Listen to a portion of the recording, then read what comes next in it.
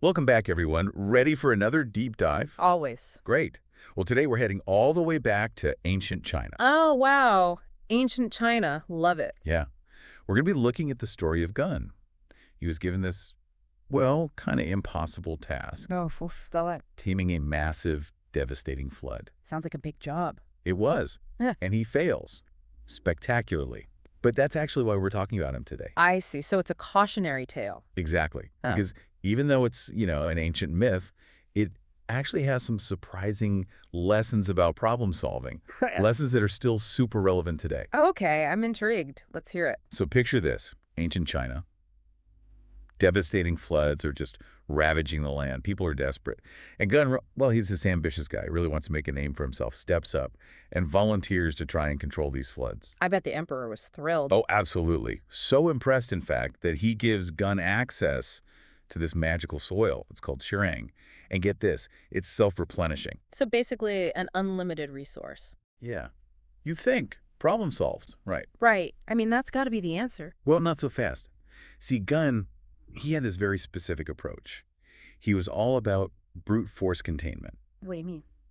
Well, he believed in building these huge dams and dikes, basically trying to overpower the flood with sheer force.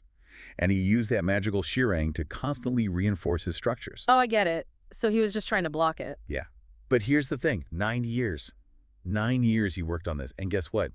The floods, they only got worse. Wow. So 9 years of work and he actually made the problem worse. It's almost like he made it worse by trying to control it so much. Yeah. It's like a classic example of, thinking you can just dominate a problem without actually understanding it first. Exactly. Like, did Gun ever stop and think, why are these floods happening in the first place? Or if maybe there's a way to manage them, work with the water instead of just trying to stop it. Right.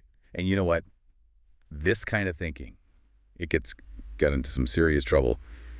The emperor, he's furious. Oh, I bet. All that work, all that serang, and the floods are worse than ever. Exactly. So he orders Gun's execution. Whoa! No way. Yeah. The text actually goes into detail about how Gun is executed at Mount Yu by the fire god Zerong. Intense. What about Gun? How did he react? Well, even in the face of death, he still clung to this belief that, he was trying to help, that his intentions were good. So he never really saw the flaw in his approach. Nope. But you know what? The story doesn't end there. Really? There's more. Oh, yeah. 3 years after Gun's death, his son, Yu, is born. Wait, hold on. Born how? From Gun's undecayed body. No way. That's pretty dramatic. Talk about an entrance. And Yu, well, he takes a completely different approach to these floods. He learns from his father's mistakes. So what did he do differently? Well, instead of trying to block the water, he focuses on channeling it. Dredging, creating pathways for the water to flow away safely.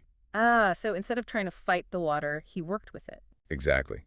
He understood the natural flow, the way the water wanted to move, and he helped it along. So what happened? It worked. After 13 years, Yu succeeded in taming the floods. He brought peace back to the land. And it's all because he took the time to really understand the problem before trying to solve it. He didn't just jump in with the most obvious brute force solution. Wow, that's a powerful message. And it's not just about floods, right? I mean, this myth, it's really a parable about problem solving in general. Absolutely. It's like in any situation, whether it's a personal challenge or, a global issue, the first step is always to understand the root cause. Throwing resources at a problem without a strategy, yeah, that can backfire big time. Just look at Gun. Exactly. So next time you find yourself facing a flood in your own life, ask yourself, am I being a Gun or a Yu? Are you rushing in with a solution before you fully understand the situation? Food for thought for sure. That's it for a deep dive today. Thanks for listening. Thanks, everyone.